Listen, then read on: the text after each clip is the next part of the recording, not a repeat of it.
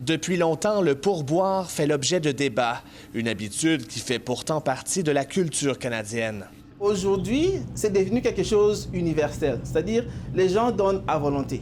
Mais le montant du pourboire reste un choix et des employés se disent victimes de discrimination. I have felt the weight of being the only Black employee. Ariane Persad a travaillé dans l'industrie de la restauration à Toronto pendant une quinzaine d'années. En tant que personne noire descendante d'esclaves, la question du pourboire est lourde de sens. Our guests get to decide our worth. Nos clients décident de notre valeur. Après la guerre civile américaine, des esclaves libérés n'étaient payés qu'en pourboire seulement. La pratique, bien qu'elle ait évolué, perpétue encore aujourd'hui les inégalités sociales, selon cet historien. Il y a des deux côtés qu'on voit dans les pourboires. À la fois la reconnaissance, la gratitude, le bon service, etc. De l'autre côté aussi, on peut voir l'accentuation de la discrimination. Des études démontrent justement que les employés des restaurants issus de minorités visibles gagnent généralement moins en pourboire que leurs collègues blancs.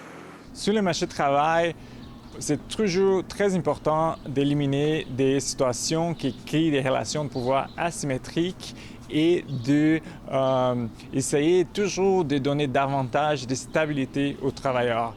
En Ontario, au Québec et en Colombie-Britannique, le salaire minimum des employés à pourboire est inférieur à celui du reste des travailleurs.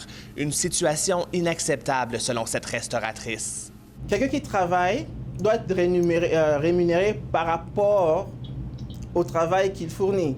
Pas espérer avoir des pourboires pour ajouter à ce salaire-là. Certains restaurants ont choisi d'éliminer carrément cette pratique et de mieux rémunérer leurs employés. D'autres imposent plutôt un pourboire fixe, ajouté directement à la facture. Ici Philippe de Montigny, Radio-Canada, Toronto.